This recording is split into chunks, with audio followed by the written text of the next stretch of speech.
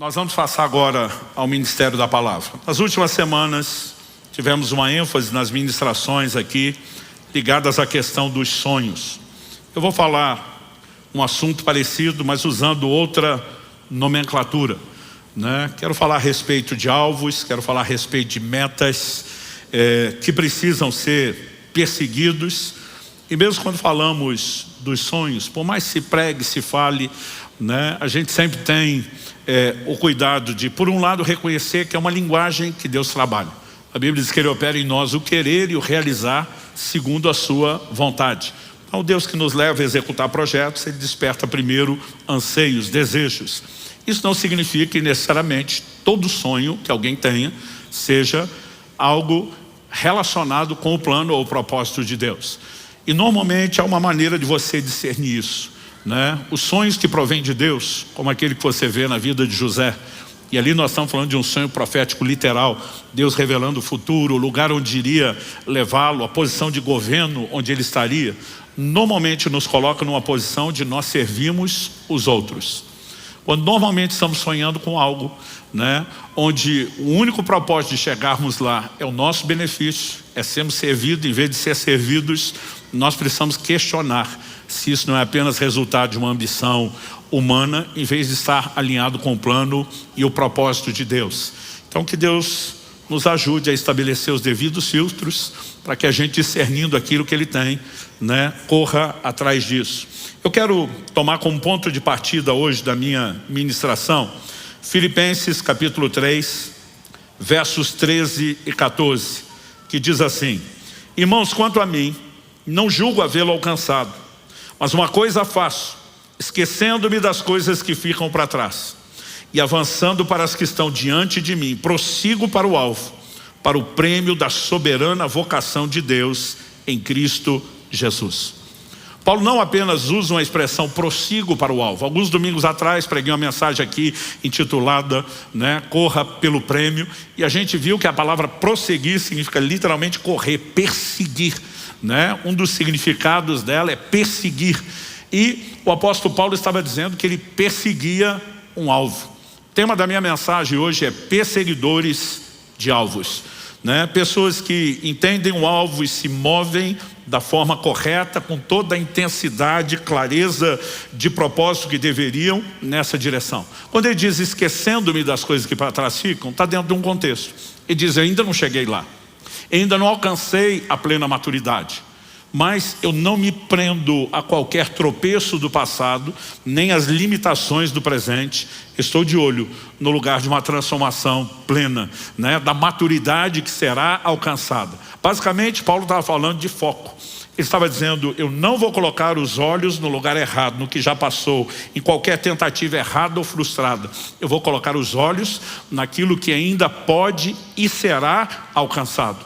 E é importante que eu e você entendamos que Paulo não está apenas revelando ser um perseguidor de alvo. É o mesmo apóstolo Paulo que pelo Espírito Santo dizia, sede meus imitadores, como eu sou de Cristo, né? Romanos 15:4 diz que tudo quanto foi escrito para nosso ensino foi escrito. Até o testemunho de como Paulo perseguiu seus alvos, né, foi escrito para nosso ensino. E eu quero tomar isso, né, como um exemplo que eu e você precisamos abraçar em relação à nossa caminhada. Quando ele diz esquecendo-me das coisas que para trás ficam, é evidente que para perseguir um alvo, você precisa desviar os olhos de outras coisas. De coisas que passaram, de coisas que estão acontecendo, de alvos errados que podem ser propostos ao longo do caminho. E eu quero apresentar essa mensagem em cima de uma construção de 3 tópicos. Na primeira delas, eu quero falar dos diferentes tipos de alvos. Em segundo lugar, uma advertência para que haja cuidado com as distrações. Em terceiro e último lugar, eu quero trazer um encorajamento para que você lute para alcançar as suas metas e entenda a importância de cooperar com Deus, mesmo naquilo que Deus sinalizou ser um alvo alcançado. Ao longo da ministração, né, eu separei algo que não faço sempre, que é a citação não só de gente cristã, mas até de alguns dos pensadores gregos. E de forma alguma a gente coloca essas coisas no patamar da palavra de Deus, né? Nem de longe dá para dizer, né, que tenha o peso que a palavra de Deus tem na minha e na sua vida. Mas ao fazer essas citações, o que eu quero é te mostrar que aquilo que eu e você já devíamos fazer, porque a palavra de Deus nos orienta. Pessoas que foram consideradas sábias, pelo menos na perspectiva humana, já conseguiam, pela observação do comportamento, reconhecer isso, sem ter uma clareza de direcionamento divino, como nós temos. Então, se eles já entendiam que isso era sábio, eu e você, quando reconhecemos o que Deus fala, temos uma responsabilidade ainda maior. E uma frase atribuída a Sêneca, um grande pensador, ele dizia: nenhum vento sopra a favor de quem não sabe para onde ir. Nós precisamos entender que na nossa vida, na nossa existência, nós precisamos caminhar com senso de propósito, com senso de direção. E eu quero começar falando dos diferentes tipos de alvos, porque não há uma coisa só. Quando preguei aqui a mensagem Corra pelo Prêmio, uma das nossas abordagens foi o foco na recompensa. E o alvo principal, o grande, o primário, o mais importante, quando falamos a respeito de alvos, é a nossa salvação em Cristo Jesus. Quando o apóstolo Paulo está dizendo eu prossigo para o alvo, ele está falando do quê? Do prêmio da soberana vocação, do chamado divino que eu e você recebemos. O apóstolo Pedro escreve em 1 de Pedro 1,8, a fim de que alcanceis o fim, o objetivo final da vossa fé, a salvação das vossas almas. Em Hebreus, no capítulo 12, nos versos 1 a 3, a Escritura diz assim: portanto também nós, visto que temos a rodear-nos tão grande nuvem de testemunhas, livremo-nos de todo o peso e do pecado que tão firmemente se apega a nós, e corramos com perseverança a carreira que nos está proposta, olhando firmemente para o autor e consumador da fé, Jesus, o qual em troca da alegria que lhe estava proposta, suportou a cruz, sem se importar com a vergonha, e agora está sentado à direita do trono de Deus. Portanto, pensem naquele que suportou tamanha oposição dos pecadores contra si mesmo, para que vocês não se cansem nem desanimem. Nós vimos que quando o escritor fala de correr a carreira ou a corrida que nos está proposta, ele está falando de não cansar na corrida da fé. Em Hebreus 12:12 ele vai terminar dizendo: fortaleçam os joelhos trôpegos, as mãos cansadas ou vacilantes. Mas ele diz que um elemento de inspiração é ter os olhos fixos em Jesus, que é tanto o autor como o consumador da nossa fé. E a lógica que é apresentada é manter os olhos nele, não apenas como nosso alvo principal, mas como nosso modelo. A Bíblia diz que em troca da alegria que lhe estava proposta, ele suportou a cruz. Basicamente, não importa o nível de sacrifício que se faça agora, a recompensa que vem depois, ela vai valer a pena. E diz: agora está sentado à direita do trono de Deus, foi exaltado, alcançou a sua recompensa. Então ele diz: fiquem de olho naquele que suportou tamanha oposição dos pecadores, para que vocês não se cansem, não se desanimem. Em outras palavras, possam suportar também qualquer adversidade e não negociar o alvo principal. Eu tenho observado ao longo de anos em ministério pessoas que em nome de quero alcançar um alvo ou uma meta de realização pessoal, elas estão sacrificando a realização eterna, estão comprometendo a sua própria salvação. Então, evidentemente, nós não podemos falar de perseguir alvo sem começar pelo alvo primário. Agora, esse não é o único alvo. Nós temos outros que podem ser alcançados e que eles não são necessariamente divergentes, contraditórios, Eles podem ser alcançados e experimentados dentro desse mesmo combo do alvo maior, que é a salvação.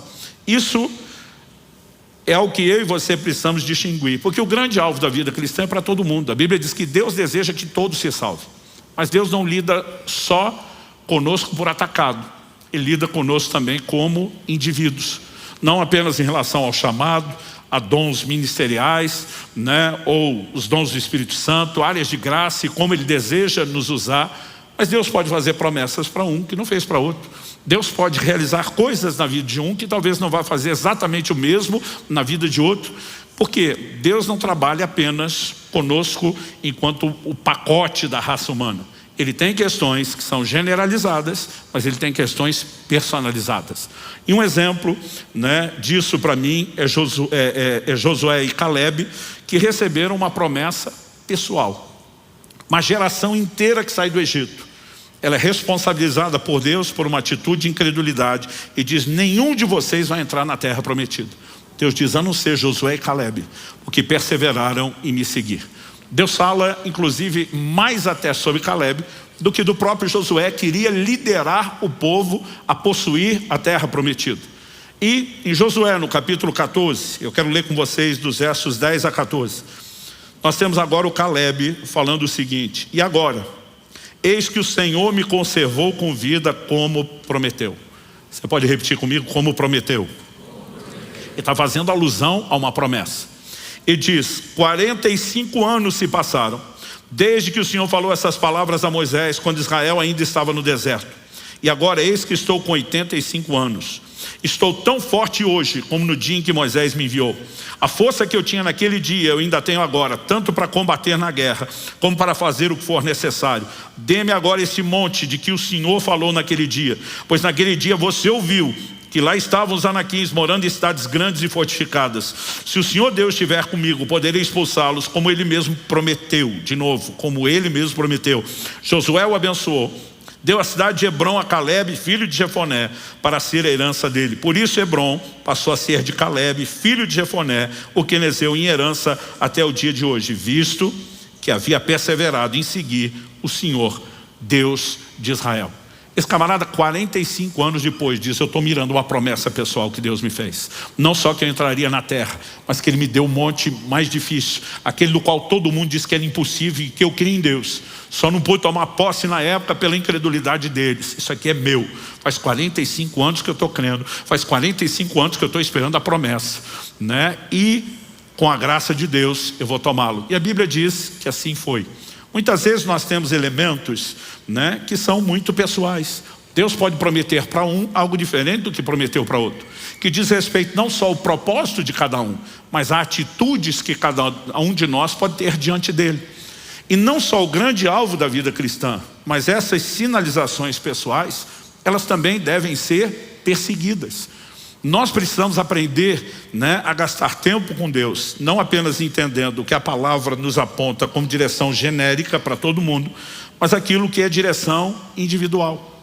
Quando você lê a Bíblia, tem uma declaração lá: ide, fazei discípulos de todas as nações, pregue o evangelho a toda criatura. Significa que cada um de nós vai pisar em todas as nações para fazer discípulos, que cada um de nós vai pregar para toda criatura que está no mundo, enquanto indivíduos não. Isso é o cumprimento do que nós, enquanto igreja, corpo de Cristo, coletivamente podemos fazer. Mas enquanto indivíduos, às vezes nós podemos querer ir para uma área geográfica e o Espírito Santo dizer: não é aí que eu quero você é lá. Um exemplo disso está em Atos 16, onde o apóstolo Paulo intenciona, põe no seu coração que ele queria pregar na Ásia. Não acredito que Paulo estava errado, não acredito que era falta de percepção espiritual, porque no futuro a Ásia seria o palco principal do ministério de Paulo. Talvez ele já tivesse um direcionamento, só que a Bíblia diz que o sábio entende o tempo e o modo. Não basta apenas saber o que deve ser feito, nós precisamos discernir em Deus como e quando. E naquele momento, quando ele tenta pregar na Ásia, a Bíblia diz: o Espírito de Jesus o impediu. Eles tentam contornar a Bitínia. Vamos então começar a comer pelas bordas, como diria, pela beirada, como se faz com migal quente, como diria o mineiro. E de novo o Espírito de Jesus não deixou. O apóstolo Paulo vai orar e ele acaba tendo uma visão de um jovem da Macedônia, dizendo: passa a Macedônia e ajuda-nos. É a partir desse momento que, antes de entrar na Ásia, o apóstolo Paulo vai entrar na Europa. E porque ele obedeceu a Deus, o evangelho chegou a todos nós hoje no mundo ocidental. No futuro, a Ásia se tornaria o palco principal do ministério de Paulo, mas não naquele momento. E nós precisamos aprender a entender o que é que Deus tem para nós e seguir e perseguir essas direções, mesmo que as coisas não aconteçam no tempo e no formato que nós esperamos. Em agosto de 1993, me mudei para Curitiba, por uma clara direção de Deus, de que aqui deveria ser a base do nosso ministério. Eu fiquei morando aqui 5 meses, e Deus nos levou a Guarapuava, para o interior. Acreditava que ia pastorear ali por 1, no máximo 2 anos, fiquei 9 anos. Antes de voltar a Curitiba, ainda tive um direcionamento de Deus, e passamos por Irati, onde plantamos a primeira alcance. Ainda fiquei ali mais 2 anos e meio. Eu voltei a Curitiba cerca de 12 anos depois, para completar aquilo que ele tinha colocado no meu coração. E muitas vezes você precisa entender o que é que Deus tem, né? A minha e a sua vida não vai ser guiada pelos outros. Nenhum de nós, mesmo que cremos nos dons do Espírito, acreditamos que profecias devam dirigir a vida de ninguém. Mas quando você tem clareza de entendimento do propósito de Deus, normalmente ele será confirmado por palavras proféticas. E eu lembro quando estava em Irati, aonde eu ia pregar pelo Brasil e o mundo, as pessoas me diziam: você sabe que Deus está te chamando para a capital do seu estado, você sabe que você tem no máximo 2 anos para mudar Curitiba, você sabe isso, você sabe aquilo. Dizia: eu sei. E essas confirmações vão trazendo no seu coração clareza. Nós precisamos entender que Deus tem planos, que Deus tem alvos, e essas metas, elas precisam ser perseguidas, mas só serão perseguidas se forem discernidas. Agora, quem sabe aquilo que Deus está sinalizando vai ter combustível 45 anos depois, como Caleb, para dizer: eu vou alcançar aquilo que Deus me prometeu. Quem está entendendo, diga amém. Agora, nós estamos falando de promessas que começam no âmbito pessoal e que também tem o terreno ministerial. Em Atos 26, 19, o apóstolo Paulo está diante do rei Agripa, testemunhando sua conversão. E ele começa a falar não só da pregação aos judeus, mas também aos gentios, e diz assim: pelo que eu não fui desobediente à visão celestial. Paulo entendia: eu tenho um chamado, recebi uma visão de Deus, eu preciso obedecê-la, eu preciso perseguir aquilo que Deus sinalizou, né? Então, os alvos, além do grande alvo da vida cristã, que é a salvação, nós podemos falar de alvos ou promessas pessoais que Deus tem, e podemos falar dos alvos ministeriais, que ainda são pessoais. Por quê? Embora todos vamos servir a Deus, servindo as pessoas, nem todo mundo foi chamado para fazer as mesmas coisas, nem tampouco nos mesmos lugares. Agora, quando Paulo usa a expressão obedecer, isso para mim coloca a coisa num patamar muito sério. Eu vejo pessoas que às vezes tomam uma decisão: estou mudando para tal lugar porque Deus está dirigindo. O negócio fica difícil, a pessoa desiste. Ela falou: mas Deus não te dirigiu? Mas está difícil. Falei: e daí? Se Deus dirigiu, você tem que usar a direção de Deus como combustível para enfrentar qualquer dificuldade. Aliás, não existe nada na Bíblia que garanta para você que seguir uma direção de Deus não vai fazer com que você enfrente oposição. O apóstolo Paulo escreve aos Coríntios e diz: uma porta grande e eficaz se me abriu no Senhor. E ele termina dizendo assim: mas há muitos adversários. Mas peraí, Paulo, a porta não foi aberta no Senhor? E tem adversário? Mas a porta não é de Deus? É. E vai ter problema? Vai. Porque não há nada que garanta que o que Deus sinalizou querer fazer na sua vida, ou para onde te levar, que você não vai enfrentar adversidade. Agora, quando você entende que é Deus que está guiando, você tem um combustível para enfrentar as adversidades. Você acaba sendo guiado por propósito, não por proposta, não por circunstância, não por conveniência. Quem está entendendo? Um dia eu estava conversando com um pastor, ele falou: cara, eu estava numa rede de amigos seus que estavam ali sentados conversando. Em algum momento, alguém tocou no assunto que você já recebeu proposta para trabalhar com fulano, ciclano e beltrano. São 3 líderes extraordinários no Brasil. O cara falou: é verdade o que eles estão falando? Eu falei: é. Ele falou: e você foi louco de recusar? Eu falei: eu seria louco de aceitar. Ele: como assim? Eu falei: cara, o que Deus me dirigiu é diferente. Não importa o quão extraordinário esses homens sejam, não importa o quão grande o ministério seja, não vou negar que é uma honra receber convite de cada um deles, mas eu não sou guiado por proposta, eu sou guiado por propósito. E o propósito de Deus para mim é diferente da proposta que me fizeram. Quem é guiado por proposta muda o tempo todo, porque as circunstâncias das propostas também mudam. E gente, as adversidades sempre virão. Se você não tivermos combustível, nós não vamos perseguir as metas. Paulo fala, né, de pessoas que são meninos na fé. Ele diz: são agitados por qualquer vento de doutrina. Tem gente que muda de acordo com o vento da doutrina, tem gente que muda com o vento da circunstância, tem gente que muda com o vento da proposta. Nós precisamos ter clareza de propósito para poder buscar e perseguir isso.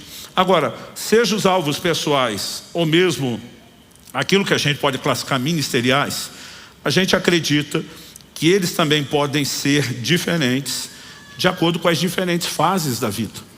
Então, por exemplo, o apóstolo Paulo diz em 1 Coríntios 13, verso 11: quando eu era menino, falava com menino, sentia com menino, pensava com menino. Quando cheguei a ser homem, desisti das coisas próprias de menino, né? Então ele está dizendo, tem coisas que tinham uma importância nessa época que nessa fase da vida não vão ter. Tem comportamentos ou coisas a serem feitas que cabem numa fase que não cabem na outra. Então, por exemplo, eu lembro quando garoto, solteiro, a meta primária era casar.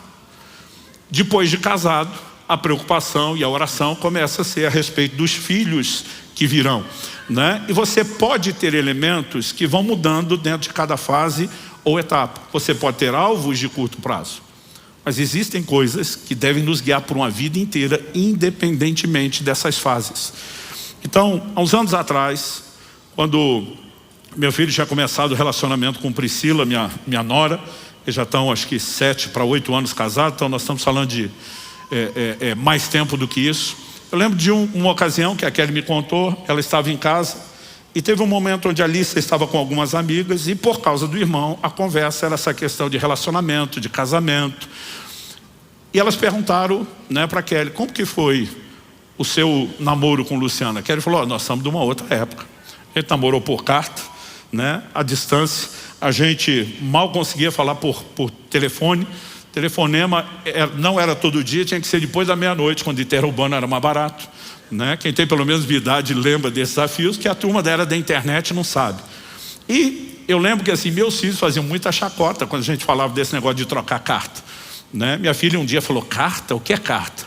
E aí meu filho respondeu, o Israel falou para a Lissa, falou, Lissa, a carta é como se você escrevesse um e-mail, em vez de você enviar, você imprimisse e fosse levar em mãos para a pessoa ler do outro lado. E eles ficavam brincando com isso. Mas quando que ele tocou no assunto, as meninas curiosas falaram, ela mencionou que ainda guardava as cartas. A gente pode ver como que eram essas cartas? Falou, claro, não tem nada, né, de muito pessoal privado aqui que não possa ser lido. E começou a mostrar e ler as cartas, algumas delas para as amigas da Liz. Quando eu voltei de viagem, ela foi contar a história, falou, olha, eu estou te falando isso porque aos 18 anos de idade, você já escrevia coisas de tudo aquilo que nós estamos vivendo hoje. É impressionante, como mesmo sem entender quanto tempo levaria, como seriam os detalhes do formato, você sempre soube para onde estava indo. Nós precisamos entender a importância de buscar em Deus essa clareza de direção para ter um posicionamento claro do que deve ser perseguido. Aristóteles dizia, na realidade, viver como um homem significa escolher um objetivo e dirigir-se para ele com toda a conduta. Diferente dos pensadores, a gente não fala de escolher o objetivo, a gente fala de discernir alvos e metas que Deus tem. E aí sim, né, dirigir-se a ele com toda a conduta. E quando eu falo dirigir-se a ele com toda a determinação, isso me leva ao segundo tópico que eu quero abordar, que é o cuidado com as distrações. Quem tem meta não pode se deixar distrair. Quando nós falamos aqui do atleta que corre, né, a gente falou desde o preparo, desde do treinamento, até a própria corrida, a importância de você estar focado naquela meta. E quando falamos da vida espiritual, esse paralelo não é diferente. Você pode repetir essa frase comigo? Diga, quem tem meta não pode se deixar distrair. Agora, eu quero falar das principais, não de todas. Eu, assim, considerando ao longo da vida, eu vejo 3 grupos principais de distrações quando falamos de metas. O primeiro deles, adversidades. Quando você lê, por exemplo, o livro de Neemias, é impressionante o que esse homem de Deus fez. Ele vive o período pós-exílio de Babilônia e ele volta para Jerusalém com uma missão que ele entendeu da parte de Deus: os muros da cidade.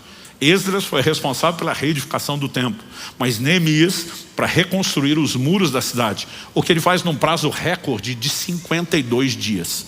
A mobilização que ele cria para a restauração desses muros é algo impressionante, e o livro de Neemias é um exemplo, né, de liderança. Mas em Neemias, no capítulo 4, de 16 a 18, ele diz assim: daquele dia em diante, metade dos meus homens trabalhava na obra, e a outra metade empunhava lanças, escudos, arcos e couraças. E os chefes estavam por trás de toda a casa de Judá que reconstruía a muralha. Deixa eu fazer uma pausa. O fato de você receber uma missão de Deus não significa que você não vai enfrentar adversidades. E eles estavam literalmente diante de uma ameaça de guerra. Então ele diz, metade dos homens estão trabalhando, a outra metade empunhando armas. Ele segue dizendo, os carregadores que por si mesmos tomavam as cargas, cada um com uma das mãos fazia a obra e com a outra segurava a arma. Diferente do outro grupo, divide meio a meio, e esses estão tanto fazendo a obra quanto segurando a arma. E diz, os construtores, que precisavam das 2 mãos para trabalhar, Cada um trazia a sua espada na cintura enquanto construíam. E o que tocava a trombeta estava ao meu lado. Porque a qualquer momento que o inimigo surgir, nós temos que convocar todo mundo. Nunca perdiam o foco do trabalho, mas não deixavam de estar antenado a respeito de adversidades com as quais tinham que enfrentar. Mas também não deixavam que a adversidade se tornasse fonte de desânimo para que a meta não fosse buscada, perseguida ou alcançada. Quem está entendendo? Nós precisamos desenvolver resiliência. A Bíblia fala muito sobre perseverança na vida cristã. Mesmo quando nós falamos do alvo primário, né, da salvação, a Bíblia fala dessa necessidade de perseverança.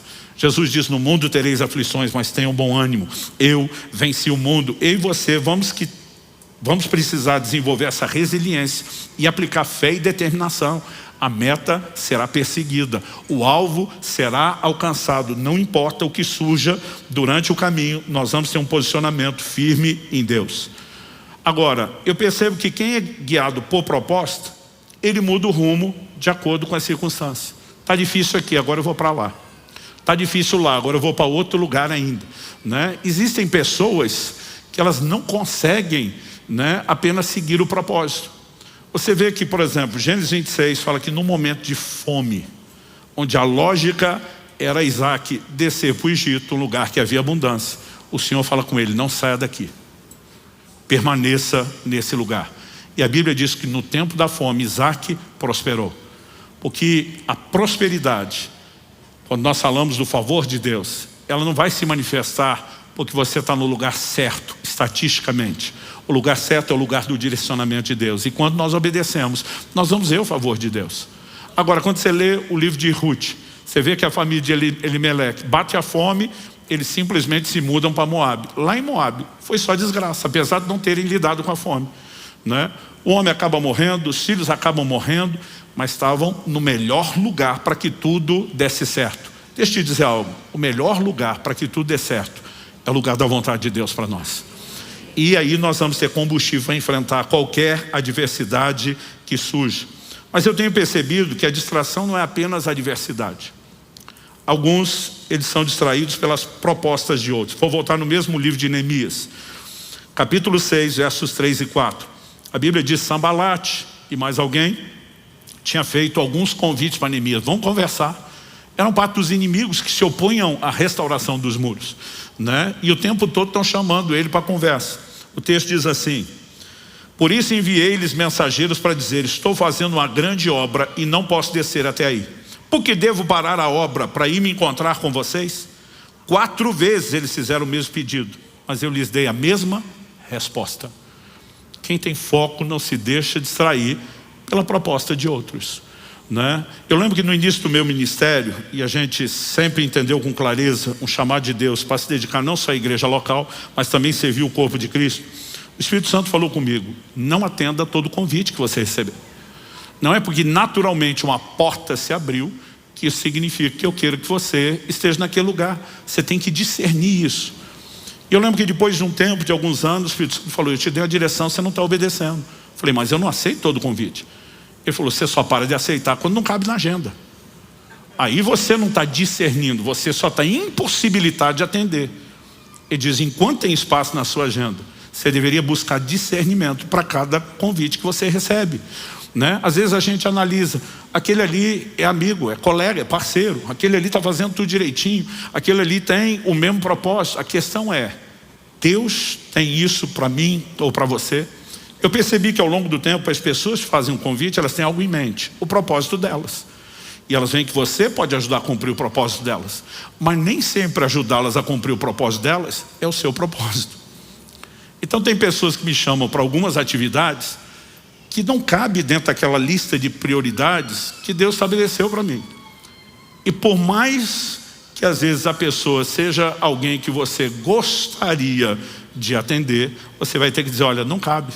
E tem gente que insiste, e a gente às vezes precisa aprender como Neemias, a continuar insistindo, né? Se o não que eu estou te dando é por conta de um propósito, não importa quantos argumentos você use, do lado de cá nada deve mudar. Senão daqui a pouco eu e você, né, nós estamos literalmente como um Balaão, né? Alguém chama: vem cá abençoar. Não, não vou. Não, mas eu aumento o preço. Eu vou. Qual é o propósito dessa pessoa?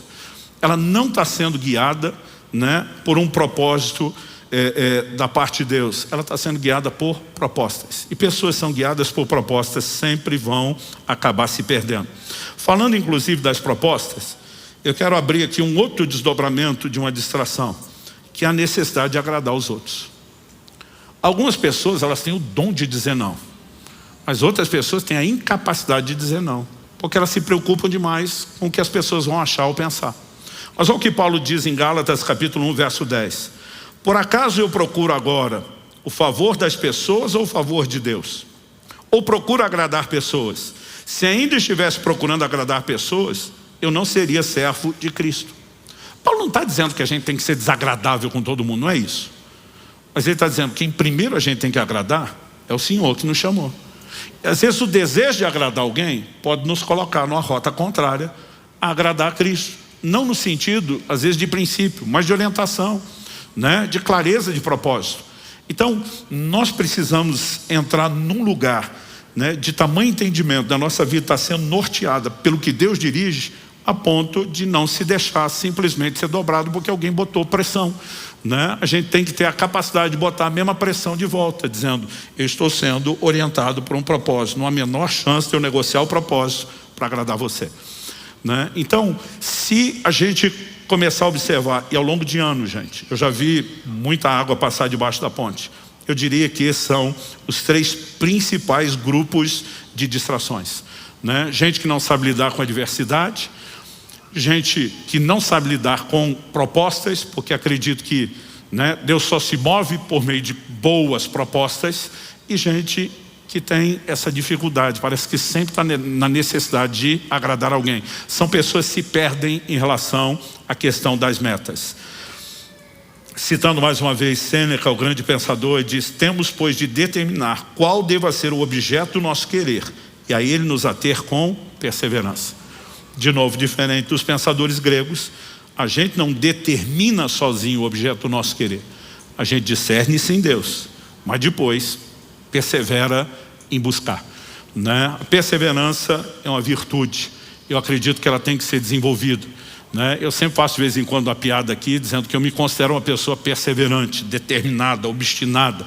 Minha mulher às vezes prefere chamar essa virtude de teimosia, né? Porque a perseverança ela tem esse caráter de teimosia, né? A menos que Deus venha me dissuadir de algo, quando eu miro um objetivo, leve o tempo que for, né? Custe o que custar, aquilo precisa ser perseguido, aquilo precisa ser alcançado, né? Uma frase que eu ouvia muito meu pai falar quando era garoto, era o cuidado com o que ele chamava de obras não acabadas. É gente que começa as coisas e não termina, e o pior que isso vai virando um hábito, porque a gente vai treinando. A pessoa começa a ler um livro, não termina, começa a fazer um curso, não termina, começa a fazer uma coisa, não termina. Dificilmente gente que não desenvolve no dia a dia tenacidade para ir até o fim nas pequenas coisas vai conseguir ficar firme quando falamos da meta de uma vida inteira. Mas nós precisamos cuidar com qualquer distração. E agora eu quero passar ao terceiro e último tópico. Lute pelas suas metas. Eu digo suas, porque Deus distribui isso também de forma individual. Não quer dizer que é sua no sentido de você inventar sozinho, mas aquilo que você discerniu que Deus tem para você. Olha o que Paulo diz em 1 Timóteo, capítulo 1, verso 18. Essa é a admoestação que faço a você, meu filho Timóteo, segundo as profecias que anteriormente foram feitas a respeito de você, que, firmado nelas, nessas profecias, você combata o bom combate. O que é que Paulo está dizendo para Timóteo? Você recebeu palavras proféticas, Deus sinalizando o que Ele quer fazer na sua vida através de você. Então, firmado no que você ouviu e entende, consegue reconhecer, ter clareza de discernimento que é Deus sinalizando, lute por isso. Quando Ele está dizendo lute por isso, o que Ele quer dizer? Não é porque Deus falou ou prometeu que Ele vai fazer tudo sozinho. Se Deus fizesse tudo sozinho, não precisava nem falar ou prometer.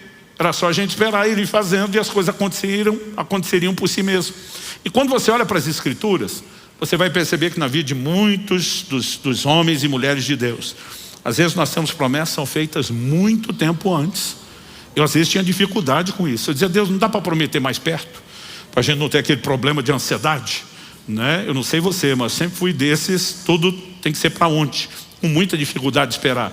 Às vezes eu dizia, por que o Senhor tem que fazer umas promessas estão tão distantes. Porque Deus não está apenas te mostrando aonde Ele quer te levar. Ele está te chamando a cooperar com Ele no processo.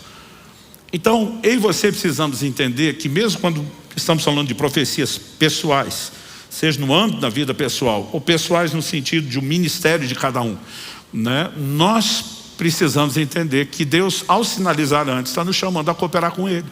Então, se a gente tem uma direção de que Deus vai nos levar para um lugar específico, a gente tem que se preparar para isso.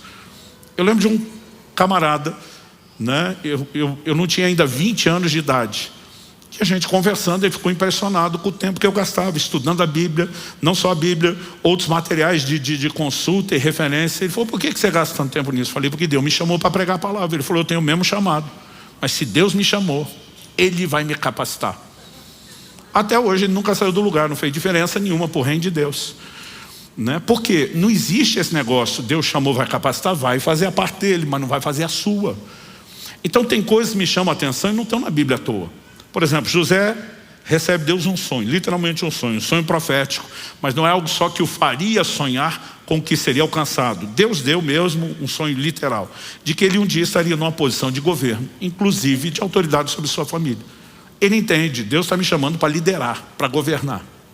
Aí você olha a trajetória de José, tem que lidar com adversidades, porque todo mundo que é chamado por Deus vai ter que lidar com adversidades. Seus irmãos o vendem como escravo para o Egito. Quando chega na casa de Potifar, a Bíblia diz que José se tornou o chefe dos escravos.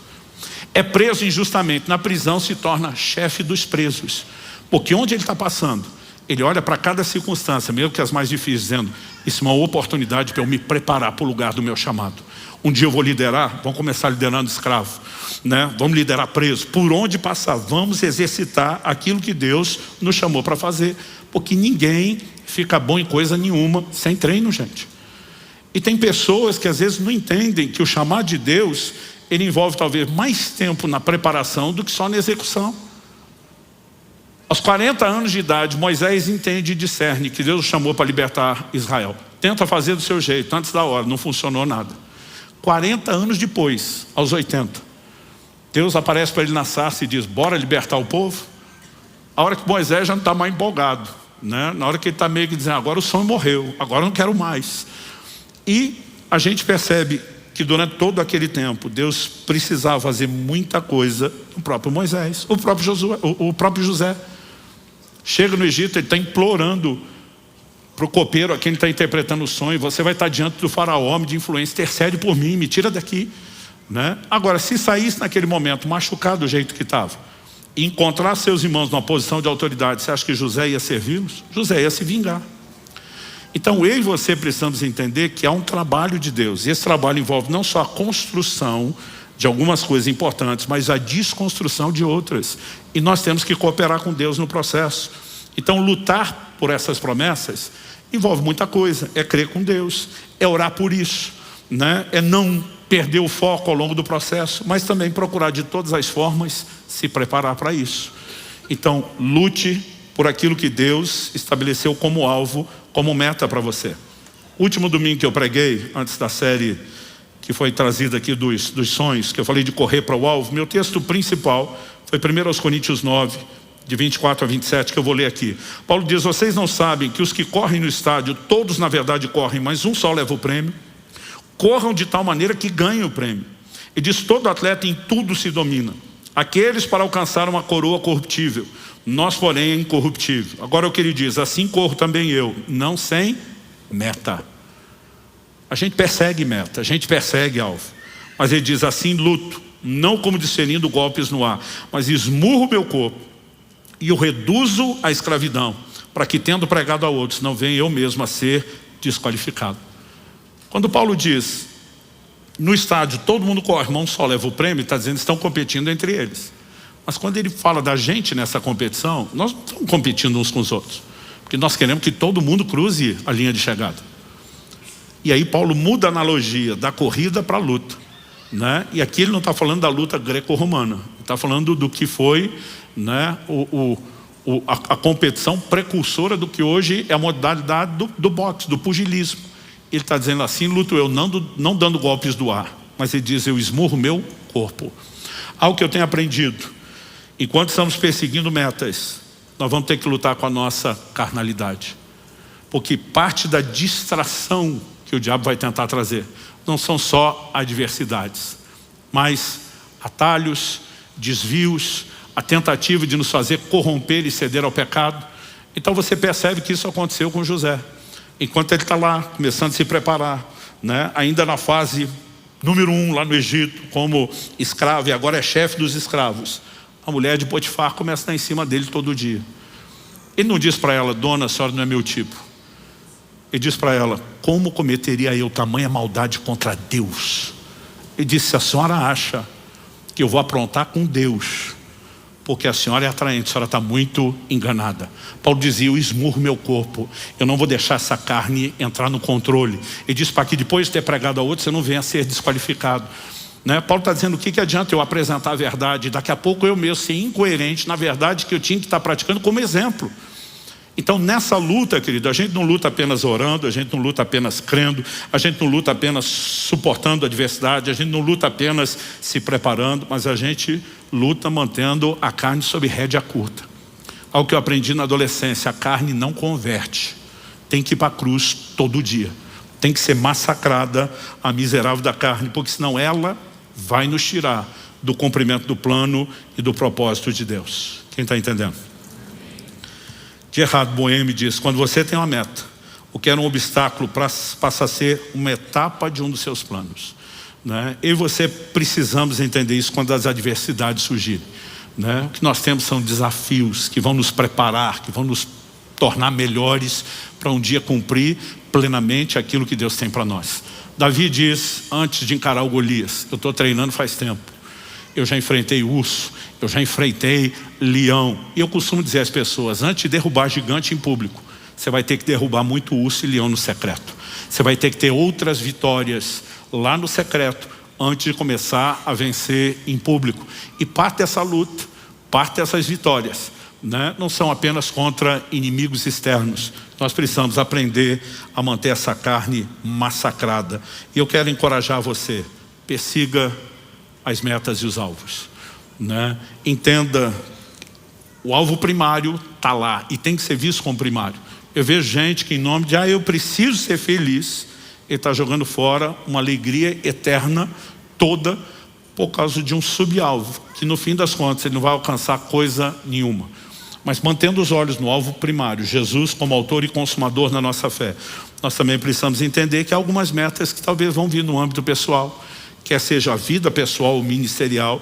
Nós vamos ter que cuidar com as distrações, vamos ter que lutar por isso tudo. Mas eu queria encerrar de uma forma prática, tentando te sugerir algumas coisas, né? A primeira delas: comece escrevendo aquilo que você já sabe que Deus tem para a sua vida. A gente nunca sabe tudo. Deus diz para Abraão: vai para uma terra que eu ainda te mostrarei. Traduzindo: enquanto você está indo, eu vou mostrando. A Bíblia diz que a vereda do justo é como a luz da aurora, Provérbios 4,18. Vai brilhando mais e mais até ser dia perfeito. Então tinha coisa que lá, enquanto solteiro, eu entendia o resultado final, onde ia chegar, mas não entendia processos. E muitas vezes as etapas, elas vão sendo reveladas ao longo da caminhada. Mas aquilo que nós já temos, né, de clareza agora, precisa ser sinalizado. Eu uso a expressão escrever, né? Mas eu sempre tentei me manter consciente disso de diversas formas, seja escrevendo, seja compartilhando com aqueles que são mais próximos, né? Porque a gente precisa ter um senso de direção. Agora, siga também orando por aqueles desdobramentos ou alvos que você ainda não conhece, né? O tempo todo: Senhor, que seja feita não a minha, mas seja feita a sua vontade, que haja revelação. Senhor, estou aqui mirando, né, a Ásia, como Paulo. Daqui a pouco o Espírito de Jesus vai dizer: né, não. E esse não significa que é um não eterno, você nunca vá para a Ásia. Paulo acabou indo no futuro, mas no mínimo não é agora, não é a hora, né? Agora, manter os alvos visíveis, né? Visíveis, seja na clareza de pensamento, de mente, ou às vezes diante dos seus olhos mesmo. A Bíblia nos mostra Jacó riscando umas varas. Aquilo era muito mais para a fé dele, né, do que necessariamente algo que iria alterar a composição fisiológica do rebanho que estava procriando. Ele fez um acordo com Labão e estava aplicando fé naquilo que Deus iria fazer. E nós precisamos, né, também desenvolver a resiliência. Seja persistente, seja perseverante, como Caleb, dizendo, não importa o tempo que passou, eu vou continuar crendo, eu vou continuar esperando, eu vou continuar disposto a lutar, a perseguir, né? Nós precisamos desenvolver isso. Thomas Edison, aliás, não sei se você sabe, que a criação da lâmpada eletrônica que nós temos hoje, ela levou cerca de 1000 tentativas. Houve muito erro, muito, né? Mas em vez de haver frustração, você tinha uma pessoa resiliente. Thomas Edison disse, nossa maior fraqueza está em desistir. O caminho mais certo de vencer é tentar mais uma vez, né? Então, quando eu chamo a perseverança de teimosia, eu acho que cabe bem aqui. Se Deus sinalizou, eu vou perseguir teimosamente, obstinadamente, até alcançar aquilo que Deus tem. Nesse início de ano, minha oração é que suas resoluções de ano novo sejam mais do que aqueles 2 tópicos que todo ano encabeça a lista de todo mundo: emagrecer e sair do vermelho. Que Deus te ajude em relação a isso também. Mas que a gente possa estar perseguindo alvos claros, que dizem respeito não só ao grande alvo da vida cristã, e a gente não se distrai com ele, mas aquilo que Deus tem chamado cada um de nós a fazer, né? A minha oração é que você, a semelhança de Paulo, imitando Paulo como quem imita Jesus. A Bíblia fala que no momento que Jesus está indo a Jerusalém, passa por Samaria, a Bíblia diz, perceberam pela resolução do seu semblante que ele ia para Jerusalém. Eu fico me perguntando, como alguém pode perceber na linguagem corporal para onde alguém está indo? Tem que ser a encarnação de muita determinação, né? Agora, de alguma forma, que eu e você possamos, né, abraçar isso e ser não só imitadores de Paulo como perseguidor de alvo, mas Paulo era um imitador de Jesus e dizer, me imitem como eu imito Cristo. Que eu e você também possamos ser perseguidores de alvos, para não correr o risco de chegar a lugar nenhum, ou de acreditar que onde chegar, tá bom. Que nós possamos confiar em Deus, mas também cooperar com Deus, para viver o melhor que Ele tem, em nome de Jesus. Amém? Você recebe essa palavra? Feche seus olhos por um instante. Pai, eu oro por cada um dos meus irmãos e irmãs aqui presentes, por aqueles que nos acompanham online, ao vivo ou de forma gravada posteriormente. Eu oro que o Teu Espírito traga clareza, que haja discernimento, que haja tempo gasto diante do Senhor, buscando e ouvindo a Tua voz. Nós oramos que, além de toda a clareza de direcionamento genérico já nos apresentada por meio da Tua palavra, que cada um deles possa também, ó Deus, entender, discernir e buscar aquilo que é o Teu plano personalizado. Nós queremos ser perseguidores de alvos, gente que coopera com o Senhor, gente que não perde o foco, gente que não se desvia, gente que conserva-se firme, buscando, né, aquilo que entende ser não apenas um alvo pessoal, mas um alvo apresentado pelo Senhor. Que a semelhança de Paulo, possamos dizer, assim corro eu, não sem metas. Que possamos correr perseguindo essas metas e alcançá-las, não só para a glória do Teu nome, mas também para a inspiração de muitos outros à nossa volta. Nós oramos em nome de Jesus. Amém.